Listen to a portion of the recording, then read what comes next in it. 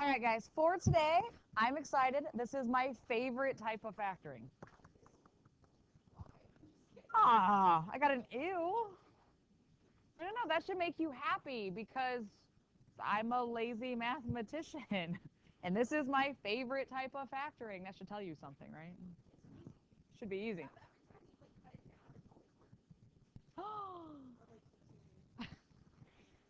All right. This is my favorite type of factoring. It is the easiest factoring we will do all semester long, and yet this is the one students miss the most.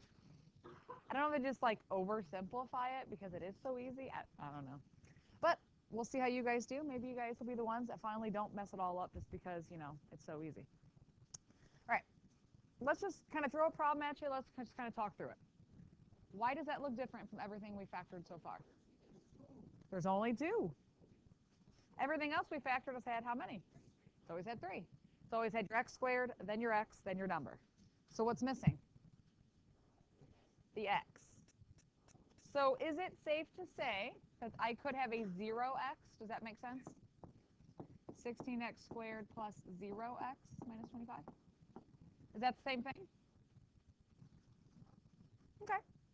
So that's the same thing. So now it's got three terms. Now can I factor it like I always have? Yeah. Hold this up. Is there a GCF? No. Okay, so you always want to look for that. What are my signs? Last one's negative, so my signs are opposite. 1 plus, 1 minus. Options for A. We're going to have 1 and 16, 2 and 8, 4 and 4. You like never want to do them in the right order. All right. Options for C. 1 and 25, 5 and 5. Okay. So 1 and 16, 2 and 8, 4 and 4. 4 and 4. 4x and 4x. 1 and 25 or 5 and 5? 5 and 5. All right, so when we check, my inside gives me 20x. Outside gives me negative 20x, which makes 0x. So this is factored. And right now, some of you are probably going, how is this easy? Why is this your favorite? Look at how that factored. 4x plus 5, 4x minus 5. They are conjugates. Oh, very nice. Candy for you. You use a vocab term. Candy for you, my dear. Yeah, you came up with conjugates right away. Thank you. I love it. All right, they are conjugates because just that middle sign changed. But take a look at my numbers. What do you know about the number 16? What type of number is that? It's a perfect square. What's the square root of 16? 4. What do we know about 25? It's a perfect square. Square root is 5. Okay, so anytime we're looking at a problem, I ask you to factor, and there are two terms. If both of those numbers are perfect squares, be happy. I don't have to do a whole lot of checking. This should just be an obvious, it should come right to you, right? Two terms, they're both perfect squares. Now, what about the sign, though? In order for that middle term, 20x minus 20x, for that to cancel out to nothing, what do my signs have to be? Opposite, which means the sign in between has to be a negative. If this is a plus in here, that would imply that these would both be plus. Then would they cancel out? No. All right. So these are called difference of squares, right? There it is. Difference of squares. They are perfect square numbers with a minus sign. So when you're looking at your flow chart, right, you always look for the GCF still. And then we kind of branches. We talked about 3 terms. Now, technically, I can make this look like 3 terms, but I don't really have to. So if I have 2 numbers, and they're both perfect squares with a minus sign, we know it's going to factor to one's plus, one's minus, right? Because the last one's a negative. And now I just have to take the square root of each one. Now, most students, when they mess this up, they will look at this problem, and they go, oh, yeah, the answer is 4x minus 5. And they stop there. How are you going to turn 4x minus 5 back into 16x squared minus 25 by multiplying it together? You can't. Okay, you need one's a plus, one's a minus. So reminder signs, last one's negative. They will be opposite, which is what we must have. All right, so the expression a squared minus b squared is the difference of two squares. So this is like the very book definition for you. Right, a squared minus b squared means it's got a minus sign. It's two terms, they're both perfect squares. Right, and it's just directly taken from a textbook right here. That's how they factor. So knowing all of that, right, which of these expressions can be factored using the difference of two squares? The which one? The third one? This one can? This one? Yes. Is there two terms? Are they both perfect squares? Is there a minus sign? Yes. How does this one factor? Good. Again, if you're not sure, if you check this, 5x minus 5x is 0x. There is no x term. It's gone. So that one did work. You can always check these. All right. What about the second one? Can I factor that at all? How can I factor that? I could take out a 4. So I'd have 3x squared minus 1. Is that a perfect square now? No. It's got two terms and a minus sign. 1's a perfect square, but what about 3? No. So as far as this one goes, I can take out a GCF, but I can't actually do a difference of squares with it. 9x squared plus 16?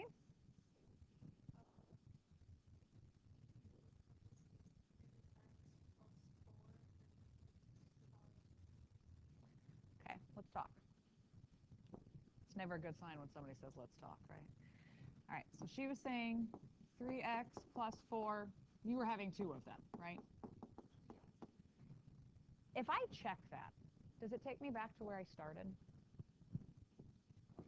That gives me 12x and another 12x, which makes 24x. So does it factor? It doesn't. And the problem is that sign right there. That does not factor. So this is not factorable. If that had been a minus sign, it would have factored nicely. But since it's a plus, I can't do anything. What about 36x squared minus 1? Is that a difference of squares? Two terms? Minus sign? Are 36 and 1 perfect squares? What's the square root of 1? 1. 1 is that perfect square that keeps going and going and going. All right, so yes, this actually does work. How does this factor? What would it be?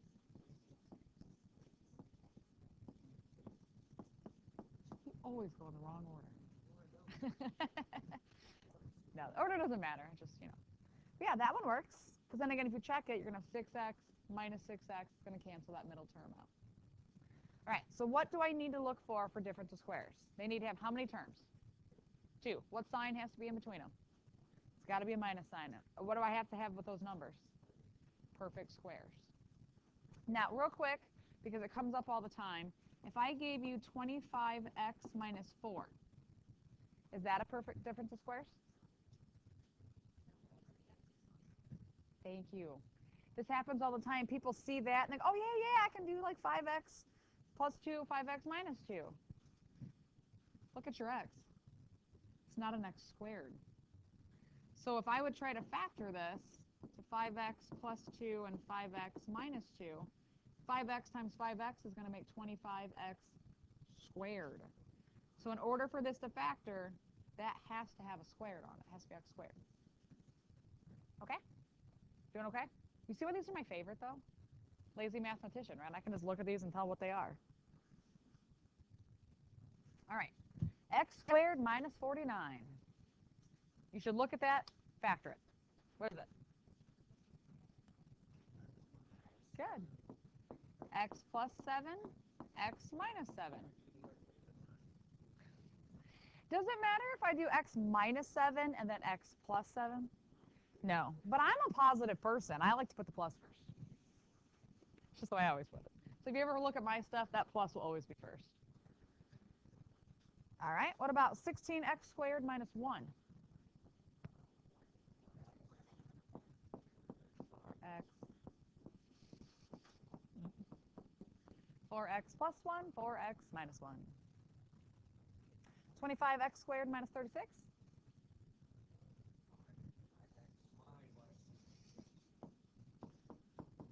5x plus 6 and 5x minus 6. Would you guys like a page of these on your test? These are fun. See, these are fun. They're fast. They're easy. They're quick. As long as you know your perfect squares. If you don't know those, they're not so great. Uh-oh. 50x squared minus 18.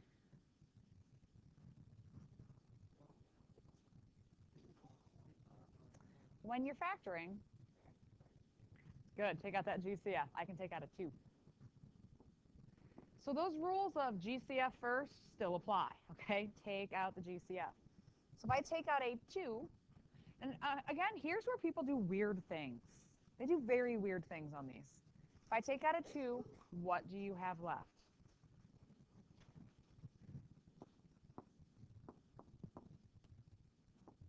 Good. Now, I have some people who try to take out the 2, and then they write 25x plus 9 and 25x minus 9. I'm like, what the heck is that? They like try to do everything in one step. Take out the 2, tell me what you got, and then, Nate?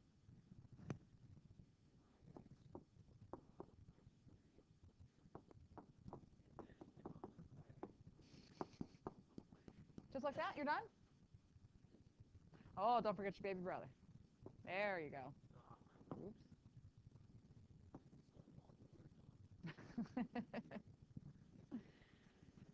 All right, so again, sometimes it is a 2-step process. Take out the GCF, tell me what you got, and then take that and break it down further. Okay, don't try to do everything at once.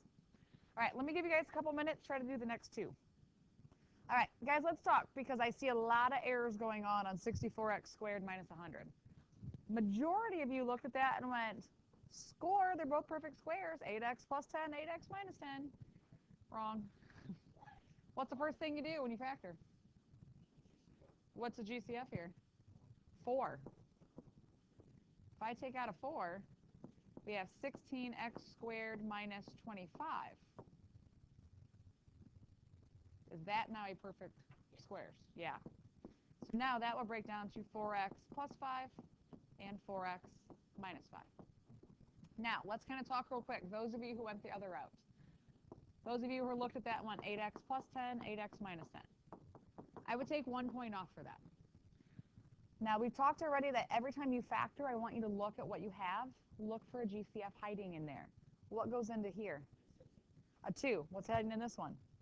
A 2. And 2 times 2 is 4. So 4 you should have taken out from the beginning. So just try to get yourself in that habit, that mindset of when you are done, look at your parentheses. If there's still a GCF in there, you've got to take it out. Okay? All right. The next one, though, you guys seem to do okay because those weren't perfect to begin with. What'd you guys take out? A 3? So you were left with 4x squared minus 25. And then 2 terms, minus sign, perfect squares. That became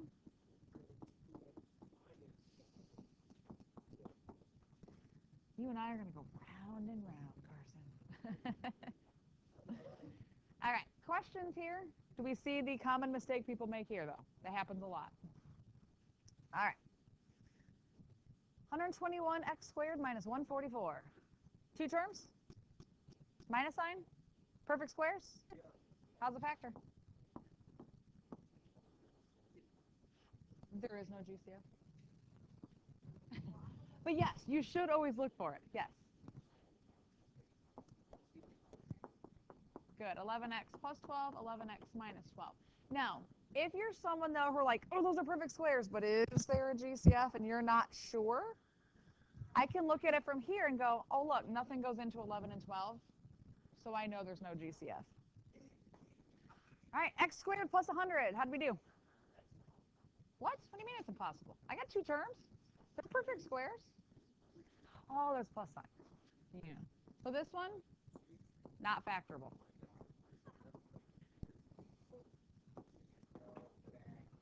Not factorable. It has to be a Minus sign. Got to be a minus sign. Because in order for me to factor, it's got to be 1 plus, 1 minus, and I can't if the last one's positive. All right, what about 4x squared minus 75? What? So I can't do anything? So I got two terms. I got a minus sign, perfect square, but 75 is not a perfect square. This one's not factorable either. Guys, we need to start to recognize whether something factors or not. Okay? Don't always just assume everything's beautiful and perfect that I give you, because it's not always. Now, I would like you to add two problems to your notes, because aren't those pretty? Those are pretty. Beautiful. Add those to your notes, because I know they're going to come up at some point, and I want to make sure. Well, they are minuses, because difference of squares have to be two terms, a minus sign, and perfect squares. All right, so 4x squared minus 25y squared. Just in your mind, let's stop and think. Do they meet the requirements? Do I have two terms? Do I have a minus sign? Are both terms perfect squares? Yes. 4 and 25 are, and it's an x squared, and it's a y squared. So they're both perfect squares. Is there a GCF in this one? No. Okay, but that meets all the requirements for difference of squares. So what's the square root of 4x squared? 2x. And the square root of 25y squared? 5y. And I know one's plus and one's minus. Well, the same way, the first term, you always stuck the x with it. So it's on the end term, so you're going to stick the y with it. It's the same idea, it's just on the other spot. This is where some people are like, wait a minute, though. When you multiply that together, you're going to get some weird stuff going on. Can we check it? We can check this. If I check it, we're going to get 4x squared minus 10xy. It's got an x and a y. That gives me a positive 10xy and a minus 25y squared. So what happened to those weird terms in the middle? They canceled out anyway. So I still ended up with what I started. So that's okay. So as long as those extra variables on there are squared, you're all right. It's still going to work. Question? You like the second one? Well, that second one right away when I look at it, it's got two terms. It's got a minus sign, but it has a GCF in it. What is the GCF? Ooh, very nice. 2 goes into 18 and 32. That one's got X's, that one doesn't. Z, that one's got a Z. That one's got Y's, but that one doesn't. So I can take out a 2Z.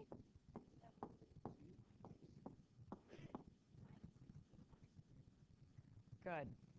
All right, so anytime you're looking at a problem, your first thought is GCF, pull it out, and then see what you got and see where you can go from there. So when I do take this one out, we have 9x squared minus 16y squared. Okay, once you pull that out, do I now have two terms? A minus sign? Are they perfect squares? Yes. So that means I know I can go further with this. That 2z is my baby brother. It's just hanging out. How does this factor? Thank you for putting the plus first as a very positive person. I appreciate that. I'm like the negative Carson up here. What? Wow, that was very dark. We got real dark real fast in here. All right, questions on difference of squares. Do we see why it's my favorite? So as the semester goes on and you come up to me and are like, I don't know how to factor this, I'm going to look at you and go, those are my favorite. And you're going to go, oh, yeah, and you'll just kind of walk away from me, okay? That's going to happen. Those are my favorite because they're easy.